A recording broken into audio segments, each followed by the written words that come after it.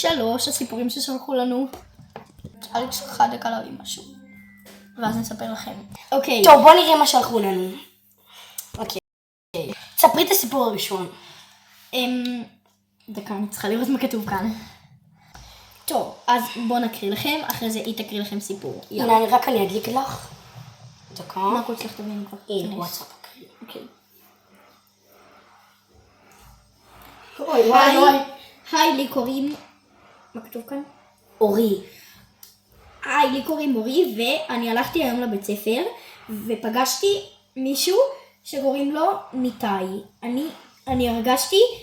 אני הרגשתי עליו אהבה, ואז במשום מקום הגעתי ביום של בית ספר. ביום אחד של בית ספר. אני אקריא את החלק השני. ואז פגשתי את הילד, ואז פתאום הוא עושה... לצחוק. לא יודעת מה זה התוכנה הזאת, אבל זה פשוט גנח לנו בפרצוף.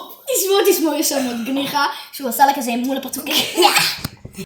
ואז כאילו הלכנו, ואז פתאום הוא שוב דופק לי. טוב, בוא נמשיך להתאפר באותו זמן. אוקיי. ואז קיצר, הוא אמר לי שאני רוצה שהוא רוצה ללכת ביקש את המספר וכתב לה בוואטסאפ שהוא רוצה ללכת למסעדה. קראתי את זה כבר, אז אני יודעת. ואז פשוט הלכנו לשירותים, הוא אמר שתשמרי לי בתא, ואז שמרתי לו בתא, ואז פתאום הוא אומר לי בואי כנסי, ואוי, עדיף שאני לא אקריא את זה, הייתי יכול לחסום לי את זה. אוקיי.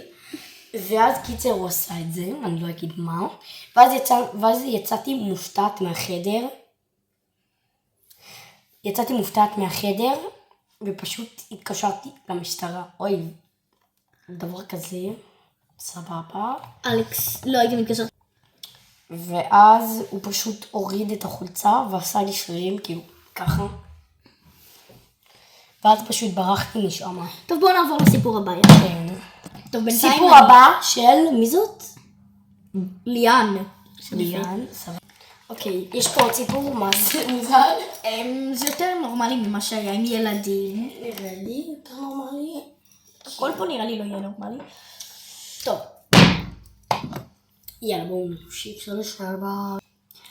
היה יום אחד שליאן הלכה למסעדה עם אמא שלה. היא פשוט הזמינה אוכל אמא שלה, והמנצר עשה לה מלא פרצופים. והאמא לא הבינה מה הוא רוצה ממנה.